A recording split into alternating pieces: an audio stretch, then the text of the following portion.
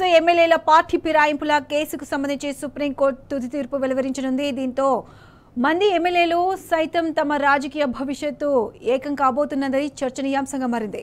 BRS పార్టీలో ఉండి car గుర్తుపై గెలిచిన 10 మంది ఎమ్మెల్యేలు అధికార కాంగ్రెస్ పార్టీలో చేరారు. స్వయంగా సీఎం రేవంత్ రెడ్డి ఆ 10 మంది ఎమ్మెల్యేలకు కాంగ్రెస్ కండువాలు కప్పి పార్టీలో చేర్చుకున్నారు. అయితే పార్టీ మారిన ఎమ్మెల్యేలపై అనర్హత వేటు వేయాలని బీఆర్ఎస్ పార్టీ పలుమార్లు స్పీకర్ను కోరింది. అయినా స్పీకర్ కార్యాలయం నుంచి స్పందన లేకపోవడంతో BRS working president KTR, MLA పాడి కౌశిక్ రెడ్డి సుప్రీంకోర్టులో పిటిషన్ దాఖలు చేశారు. ఈ పిటిషన్పై పలుమార్లు విచారణ జరిపిన సుప్రీంకోర్టు ధర్మాసనం ఫిరాయింపు ఎమ్మెల్యేలపై నిర్ణయం తీసుకోవడానికి ఎంత సమయం తీసుకుంటారని అసహనం వ్యక్తం చేసింది.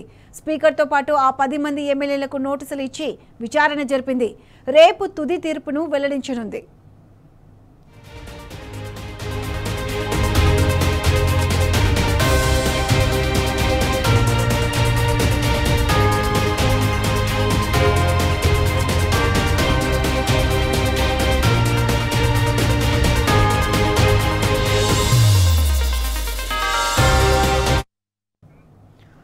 రైట్, ఇదే అంశానికి సంబంధించి పూర్తి అప్డేట్స్ మా ప్రతినిధి లివిల్ అందిస్తారు. లివిల్, చెప్పండి, ఈ ఎమ్మెల్యేల ఫిరాయింపు విషయంలో రేపు సుప్రీంకోర్టు తుది తీర్పును వెల్లడించనుంది. దీనికి సంబంధించి పూర్తి అప్డేట్స్ ఏంటి?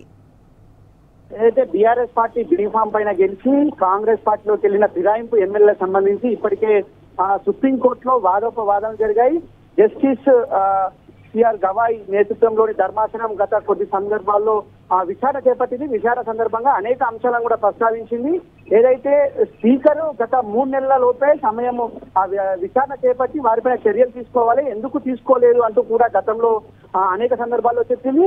అంతేకాకుండా ఇతర సంబంధించిన మహారాష్ట్ర సంబంధించిన ఫిరాయింపు ఎమ్మెల్యే కేసు కావచ్చు, అంతకుముందుకు గతంలో జరిగిన ఫిరాయింపు ఎమ్మెల్యే కేసులను ఉటంకిస్తూ అనేక సందర్భాల్లో అనేక తీర్పులను చదువుతూ చెప్పిన విషయం ఏంటంటే ఖచ్చితంగా సుప్రీంకోర్టులో కాకుండా ఏదైతే కాన్స్టిట్యూషన్ స్పీకర్ కాన్స్టిట్యూషనల్ పదవులు ఉన్నప్పటికీ కూడా ఫిరాయింపు ఒక పార్టీలోకి వెళ్తే ఇతర పార్టీలోకి వెళ్ళినప్పుడు వారిపైన చర్యలు తీసుకోవచ్చిందని చెప్పేసి కూడా గతంలో విచారణ సందర్భంగా చెప్పింది. అయితే గత కొద్ది రోజుల క్రితం తుది వాదనలు విన్న జస్టిస్ గవాయ్ నేతృత్వంలోని ధర్మాసనం తీర్పు రిజర్వ్ లో పెట్టింది. 8 వారాల తర్వాత తుది తీర్పు వెలువరిస్తామని చెప్పేసి గతంలో చెప్పిన దాని ప్రకారం రేపు ఈ పార్టీ మారిన 10 మంది ఫిరాయింపు ఎమ్మెల్యే సంబంధించిన తుది తీర్పు రానుంది. గతంలో ఏదైతే ద్విసభ్య ధర్మాసనంలో ఉన్న సిబిఐ గవాయ్ ఇప్పుడు సిబిఐగా ఉన్నారు. గతంలో కూడా అనేక సందర్భాల్లో గవాయ్ కొన్ని ఉదాహరణలు ఉటంకించారు. ఇవాళ రేపు ఈ తీర్పుకు సంబంధించి ఖచ్చితంగా 10 మంది ఎమ్మెల్యే సంబంధించి తుది తీర్పులో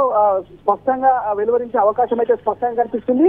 ఎందుకంటే తమిళనాడు గవర్నర్ సంబంధించిన ఏదైతే పెండింగ్ బిల్లు ఉన్నాయో పెండింగ్ బిల్లుకు సంబంధించిన అంశం కూడా 3 నెలల లోపు బిల్లులు సంతకం పెట్టి ఆమోదం తెలపకపోతే ఆ బిల్లులు ఆటోమేటిక్ గా ఆమోదం తెలితే దాని సుప్రీంకోర్టు కూడా మేము మా ధర్మాసనం ముందు ఖచ్చితంగా మేము వాటికి అనుమతి ఇచ్చే అవకాశం ఉన్నది కాబట్టి ఖచ్చితంగా దానిపైన నిర్ణయం తీసుకుంటామని ఏదైతే చెప్పిందో అది కూడా ఈ ఏదైతే ఈ ఎమ్మెల్యేలకు సంబంధించిన అంశానికి కూడా అది అందుబాటులోకి వస్తుంది. దానికి అనుగుణంగానే ఇవాళ దీనికి సంబంధించిన విచారణ కూడా చేసిన సందర్భంలో చెప్పిన విషయమే.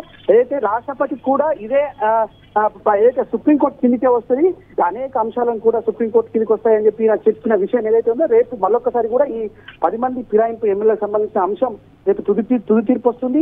ఇందులో ఖచ్చితంగా దానం నాగేందర్ ఇప్పటికే డిస్క్వాలిఫై అవుతారని చెప్పేసి కూడా పెద్ద ఎత్తున వార్తలు వస్తున్నాయి.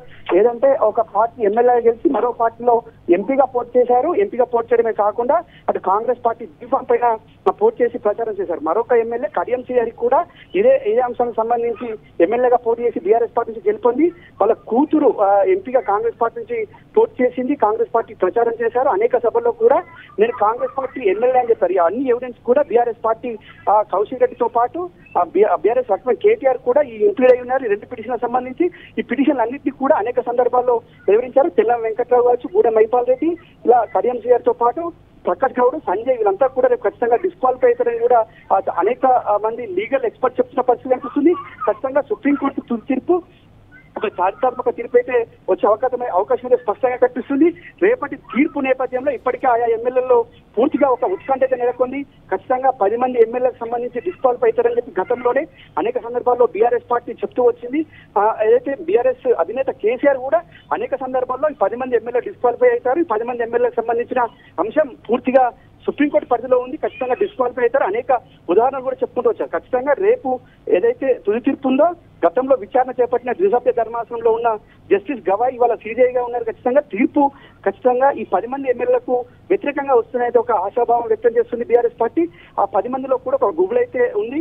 ఖచ్చితంగా దానం నాగేందర్ లాంటి ఒక బీఆర్ఎస్ పార్టీ ఎమ్మెల్యేగా గెలిచి, బీఆర్ఎస్ పార్టీ బీఫామ్ పైన గెలిచి కాంగ్రెస్ పార్టీ ఎంపీగా పోటీ చేసినట్టు ఖచ్చితంగా వెంటనే డిస్క్వాలిఫై అవకాశం ఉంది. గతంలో ఆమ్ ఆద్మీ పార్టీ సంబంధించిన రాజ్యసభ సభ్యులు ఏదైతే ఉందో అది కూడా ఈ ఉదాహరణగా చెప్తున్నారు. మహారాష్ట్ర సంబంధించిన ఉదంతాన్ని కూడా చెప్తున్నారు. ఇవన్నిటి నేపథ్యంలో రేపు ఖచ్చితంగా డిస్క్వాలిఫికేషన్ సంబంధించిన తీర్పు ఒక చారిత్రాత్మక తీర్పు అయితే వచ్చే అవకాశం అయితే స్పష్టంగా కనిపిస్తుంది. వీరు 10 మందికి సంబంధించి అయితే ఇప్పటికే వారంతా కూడా ఒక ఉత్కంఠలో ఉన్నట్టయితే పరిస్థితి కనిపిస్తుంది. చాలా మంది పోచారం శ్రీనివాస్ రెడ్డి, ఏదైతే దానం నాగేందర్, తెల్లం వెంకట్రావు, ప్రకాష్ గౌడ్, సంజయ్, గూడెం మైపాల్ రెడ్డి వీళ్ళంతా కూడా ఇప్పటికే వారంతా కూడా డిస్క్వాలిఫై అవుతున్నట్లు కూడా గతంలోనే చెప్పుకున్నారు. ఖచ్చితంగా బై ఎలక్షన్ అయితే కూడా పోటీ చేస్తామని చెప్పిన మాటలు కూడా వాటిలో ఒక భయం అయితే రేకెత్తించే అవకాశం అయితే స్పష్టంగా కనిపిస్తుంది. రేపటి తీర్పు మాత్రం ఒక చారిత్రాత్మక తీర్పుగా అభివర్ణిస్తున్నారు. Pratyusha. Right level, thanks for the updates.